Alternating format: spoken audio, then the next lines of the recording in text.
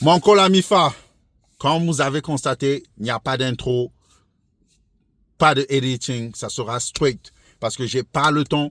Voilà pourquoi je vous ai donné plus de shorts. J'ai pas le temps, je suis au boulot. Là, je viens à peine d'arriver sur Atlanta. J'ai quitté Chicago, je viens à peine d'arriver sur Atlanta.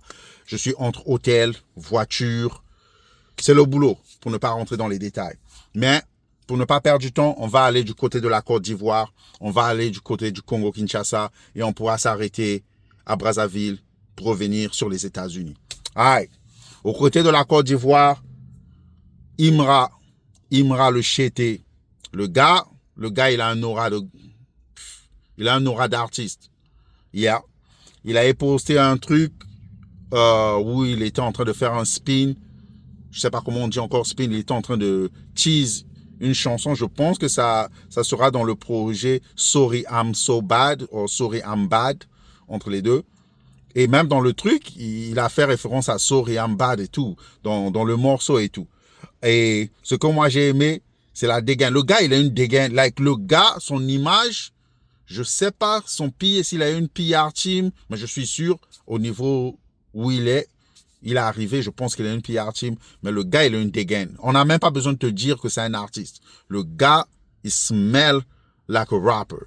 Il looks like a rapper, il smell like a rapper, et il a une dégaine de fou. You know? Son image est bien travaillée, et ça, j'aime ça.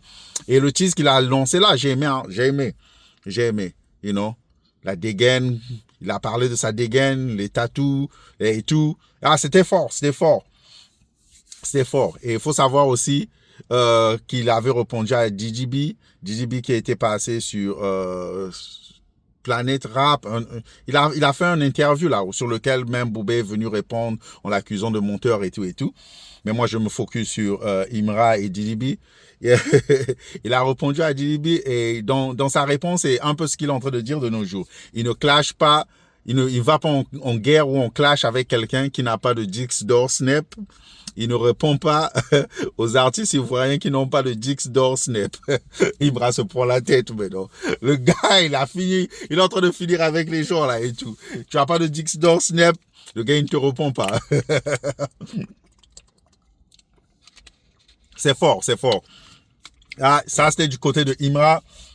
Du côté de DJB, faut savoir que il y a DJ Mac, un DJ de la Jamaïque, qui a mis sur la toile, s'il faut le dire, il y a un beat qu'il a release où tout le monde est en train de jump dessus.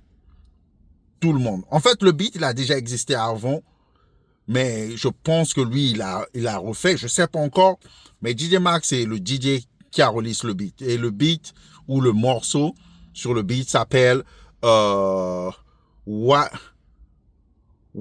Fall Riding. Yes, Why Fall Riding de DJ Max. Et DJB, comme tous les artistes qui sont en train de sauter sur la trend, DJB, il a sauté sur la trend. Man, tu sais, Didi ne peut ou ne pas apparaître comme un artiste. Et ça, c'est moi. Parce que quand il s'agit de comparer les deux entre Imra et tout, Didi, Imra, on n'a même pas besoin de te dire. Imra, il a l'aura, il a le cas, il y a quelque chose, like, on n'a pas besoin de te dire. You know? DJB, tu devras l'écouter pour savoir que le gars, c'est un pitbull. Faut faire attention à lui. Il mord, lui. Lui, il déchire. Tu vois? Et DJB, il a jump sur le truc, man. Ce qu'il a fait sur le truc. Moi, c'est même pas où il a commencé à rapper en anglais, parce que pour ceux qui comprennent l'anglais, il a essayé d'utiliser le pidgin nigérien, vu qu'il est, en ce net moment, je sais pas s'il a déjà quitté, il est même au Nigeria. Mais moi, c'est même pas les phases qu'il a fait en anglais. Il a bien fait, et ça a bien rime, mais l'écriture n'était pas forte. Pour moi, pour quelqu'un qui comprend et tout, c'était pas fort. Il a juste bien flow. Et c'est ça aussi l'avantage d'un beat quand le beat, il est fort.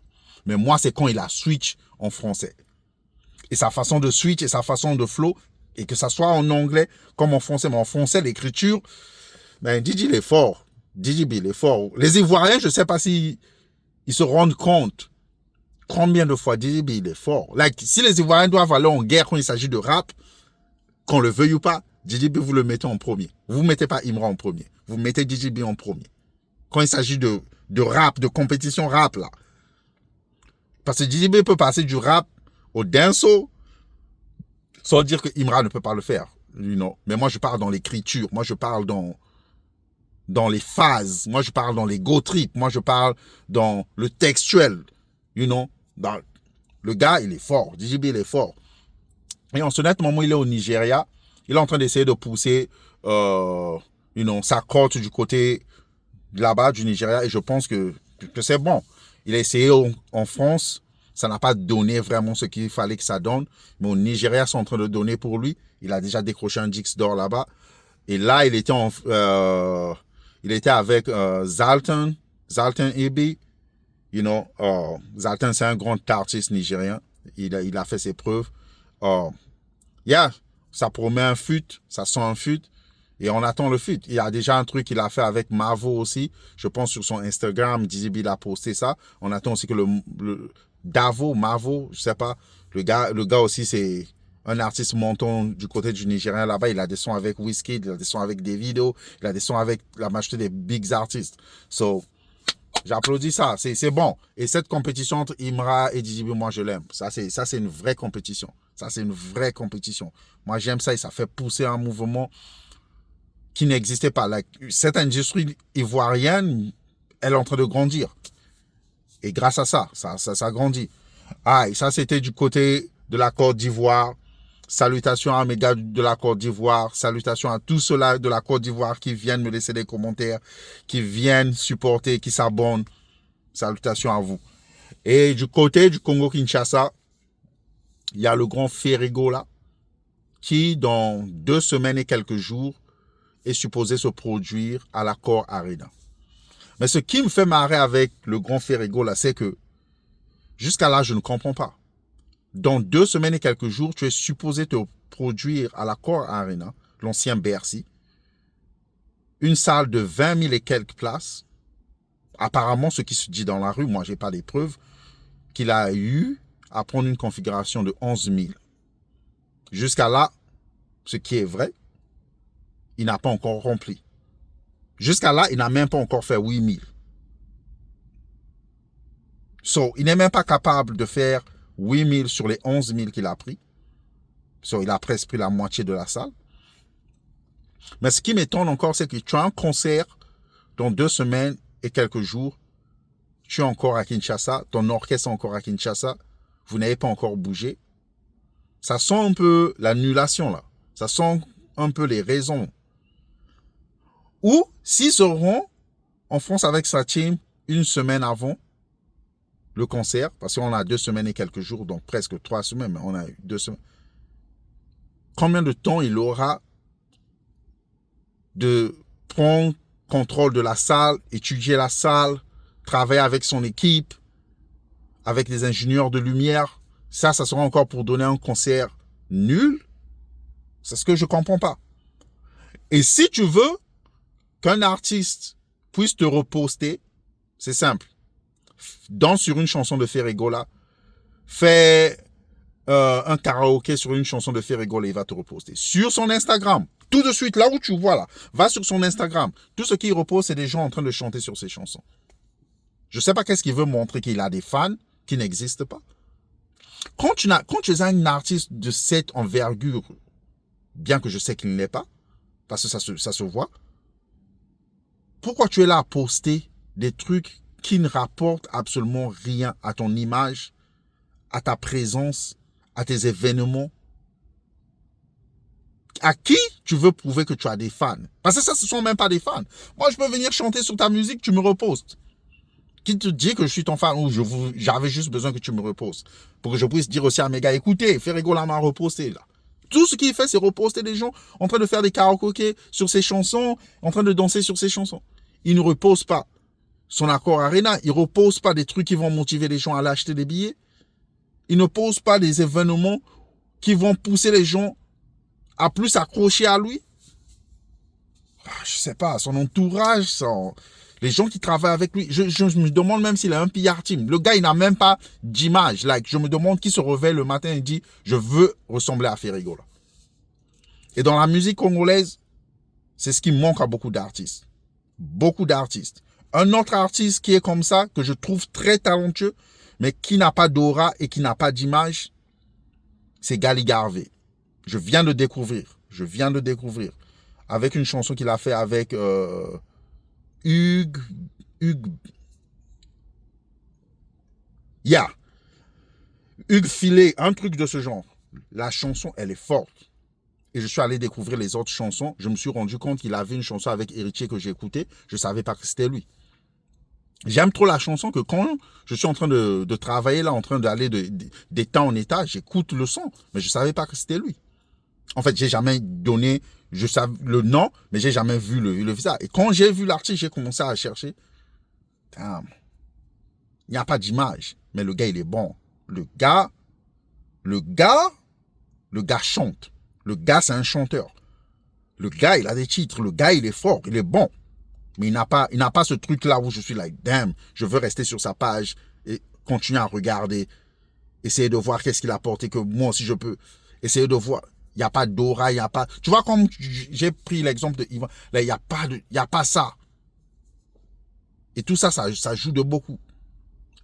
En tant qu'artiste, ça joue de beaucoup. Si les gens ne peuvent pas relate, surtout de nos jours où il n'y a plus d'artistes, comment on appelle ça? Artist management dans le sens development, c'est ce que je voulais dire. Artist development, de nos jours, il n'y en a pas. Avant, avec les labels, tu n'avais pas besoin d'être célèbre, de te créer une célébrité en toi-même. Tu es talentueux, le label te prend, le label te formate, le label te fait, le label crée ton image, joue sur ton image et tout. On te sort. Ton talent et l'image, de nos jours, tu dois toi-même te créer. Et quand tu n'as rien sur lequel les gens peuvent relate, même si tu es talentueux, comme le gars il est talentueux, ça sera difficile. Donc, entre Gali Garvey et Ferré, c'est les mêmes choses. Tu vois. Et ça tue. Moi, j'espère que Ferrigo, là, il va comprendre ça. C'est un artiste que moi, j'aime bien. Moi, c'est un artiste talentueux. C'est un artiste bourré de talent. Et je ne sais pas pourquoi ça ne marche pas toujours. Pourquoi c'est toujours sur les mêmes choses qu'on doit pointer. Je ne sais pas. Et du côté, toujours du Congo-Kinshasa, il y a Fally Ipupa. Pour ceux qui ne savent, je pense qu'en ce net moment, il est en pleine concentration. Là-bas, ils appellent ça Maki pour le Stade de France, qui est dans 2 mois. Dans 2 mois. Le gars est là en préparation. On attend le sold-out de la deuxième date. Rappelez-vous bien que la première date avait fait son sold-out avec des places qu'il avait rajoutées, des places réduites, à vision réduite qu'il avait rajoutées. C'est plus de 80 000, parce que le Stade de France, en lui-même, il est 80, mais quand tu rajoutes des places à visibilité réduite, c'est plus de 80 000. Et là, avec la deuxième date, il a déjà dépassé le seuil. Ça, c'est sûr et vrai. Il a déjà dépassé le seuil. C'est déjà une réussite pour les 2 dates. Mais le sold out, la chose que lui-même il a ramené est devenu comme le défi ou la limite suprême. Tu vois, on est en train d'attendre, espérant qu'avant la date, qu'il arrive à faire un sold out. C'est ce que nous prions tous. Mais sinon, il n'y a rien à reprocher à l'artiste. Sinon, l'artiste, il va de victoire en victoire. Le gars, il est en train de remonter des défis que beaucoup d'artistes avant lui, et je ne suis pas sûr après lui, pourront remonter. Jusqu'à là, ça ne se voit pas. Du côté de Congo-Kinshasa, pour clôturer aussi, il y a un rappeur. Ils étaient avant dans un groupe qu'on appelait MPR. Ça, c'est mon ami Benji, Mobali à Mama Grace. Salutations à lui et leur jolie fille qui m'avait envoyé, qui m'avait dit de faire un review ou une réaction sur le son. Je vais juste mettre ça ici, là. J'ai écouté le son de Zozo Machine. Le titre, c'est Mukolo Cop. Mukolo Cop qui veut dire que le business m'appartient ou la chose m'appartient ou je suis le maître de la chose. Et la chose, dans cette métaphore, la chose, c'est la musique, c'est le rap. C'est un rappeur qui rappe en lingala, qui est une langue nationale, la première langue nationale des 2 Congos. Congo-Brazzaville ou Congo-Kinshasa. Mais je pense à Brazzaville, la première langue, c'est le Kituba. Et le Lingala est la deuxième langue. Je ne sais pas encore bien. Mais c'est l'une des langues nationales des 2 Congos. Et le gars, il rappe. Le gars, il rappe. J'ai écouté le morceau, le refrain et tout. Le clip, ce qui est vrai, c'est que les artistes qui font du urbain au Congo-Kinshasa, ils ont des meilleurs clips que tous les autres artistes, que ce soit les Fally, les Ferré, les Wera, les JB, tout ça, ils ont des meilleurs clips. Ils ont des meilleurs concepts dans leurs clips. Là, le concept du clip, c'était fort. Genre initiation et tout. Un concept où ça va pousser les gens à parler, des gens à dire des trucs sur toi, mais qui va aussi pousser les gens qui comprennent l'art, qui comprennent le hip-hop, à comprendre que tu n'es pas juste en train de faire du déjà vu. Le gars, c'était fort. Le morceau, moi, je veux donner ça un 8 sur 10 parce que bien qu'il rappe en lingala, je comprends un peu le lingala, pour ne pas dire que je comprends bien le lingala. Et bien qu'il y a eu des références, des choses qu'il vit ou qu'ils vivent là-bas, auxquelles je pourrais pas relate, parce que je pourrais pas comprendre. Mais j'ai pas trouvé l'écriture très forte. Même en lingala, j'ai pas trouvé l'écriture très forte. Mais le gars, il rappe. Ça, on peut pas l'enlever, ça. Le gars, je pense que c'est le seul rappeur qui rappe jusqu'à là que je connais à Kinshasa. Même quand il était avec son groupe MPR. Et quand je suivais ça aussi, tu vois, quand je suis ça, je suis tombé, parce qu'en ce net moment, ils sont plus ensemble. Je suis tombé sur une vidéo du gars qui rappait avec lui, Yuma. J'ai aimé la vidéo, j'ai oublié le titre. Il est dans la voiture, en train de conduire à l'arrière de la voiture et tout, pour ceux qui voient de quoi je parle. Et j'ai compris, quand ils étaient ensemble, les gens étaient plus basés sur Zozo, moins sur Yuma. Mais j'ai compris que Yuma, musicalement, il est plus, pour moi, je pense qu'il a plus d'oreilles que Zozo. Son choix de beat, et lui aussi, créativité dans le clip, fort et tout. Mais moi, je parle le choix de beat, de musique, et même l'écriture, la plume, j'ai trouvé ça un peu plus élevé que Zozo, bien que ça soit deux styles différents. L'autre, il fait un peu du chanteur. C'est pas un bon chanteur. Ça, ce qui est vrai. C'est pas un Gali Garvey. Non, c'est pas un bon chanteur. Mais dans son style de musique, j'ai trouvé l'écriture, j'ai trouvé une oreille à choisir les sons qui vont avec son style et avec l'écriture qu'il a donnée. Comparé à Zozo, le beat, il est fort, le gars, il peut rapper, mais j'ai pas trouvé les trucs collés ensemble. Ça, c'était juste mon y-penser. À la fin, je peux me tromper, mais je connais de quoi je parle. Quand il s'agit de rap, de musique, je connais de quoi je parle. Un peu, pour ne pas dire non, pour ne pas prétendre connaître. Aïe, c'était ça du côté du Congo-Kinshasa. Du côté de Brazzaville, en réalité, je vais parler des élections encore. J'ai fait un short sur ça. Les gens sont en train de se plaindre parce qu'il y a les grands artistes là-bas. Certains, soi-disant, sont des rappeurs. Certains sont, je ne sais pas quel genre de musique ils font là-bas et tout. Les gens sont en train de se plaindre qu'ils sont en train de faire des élections, qu'ils sont en train de participer et ils sont en train de supporter le président en ce net moment qui s'est repositionné. You know, that go and have another run, even after being there for years. Mais je ne vois pas où est le problème. At the end of the day, les gens, ils vont supporter qui ils vont supporter. At the end of the day, les gens, ils vont faire ce qu'ils vont faire pour se nourrir, pour se supporter. Dans un monde où, first, il n'y a pas d'industrie, dans un monde où les artistes ne vendent pas, dans un monde où les vues s'achètent, et ça, c'est pas seulement au Congo, c'est partout. Même en Europe, les gens, ils achètent les vues. Même les plus grands artistes, ils achètent les vues. C'est ça. Tu dois donner une certaine image. Ça va avec le PR mode. Mais on reste sur Congo-Brazzaville, et comme les autres, Congo, Kinshasa, la majorité des artistes, ils doivent faire les matolos. C'est des commandeurs. Ils sont poussés par des gens qui ont plus de moyens qu'eux, qui les demandent de faire des choses malgré eux. Combien d'artistes, vous savez, qui a le pouvoir de dire non? Même des grands artistes, que ce soit dans le ndombolo ou la musique rumba, des deux rives, Congo-Kinshasa, Congo-Brazza, combien? Jusqu'à là, on n'a qu'un seul qui est capable de vous dire non. Et vous savez de qui je parle. On n'a qu'un seul qui est capable de dire non à un contrat, qui est capable de dire non, je ne fais pas ceci, non, je ne prends pas ceci, non, je ne passe pas dans telle émission. Le reste, c'est des commandeurs. Le reste, ils ont besoin de ça pour vivre. So, comprenez, si ceux qui paraissent plus grands le font, à quoi bon ceux qui sont en bas là, les petits qui cherchent encore à survivre, ne pas le faire. Alors, moi, je pense ne pas juger. J'ai pas vraiment trop envie d'être là, surtout quand c'est lié à la politique. Moi, c'est pas ça. Respectez juste les choix des gens. Les gens, ils vont faire. C'est comme on dit, les artistes, ils se font... C'est des roubies, des deux fois, ils se font... Mon frère, tu vas venir te plaindre. Si c'est pas toi, c'est pas ton frère, si ça ne change rien à ta vie, laisse les gens faire leur vie, laisse les gens vivre, faire ce qu'ils ont besoin de faire, sans vouloir juger. Concentre-toi sur toi, fais ta part des choses. Et surtout, ce que je n'aime pas, c'est les gens qui sont à l'extérieur, qui se permettent de faire les révolutionnaires à l'extérieur, pendant qu'ils ne sont pas là-bas en train de vivre les réalités là-bas.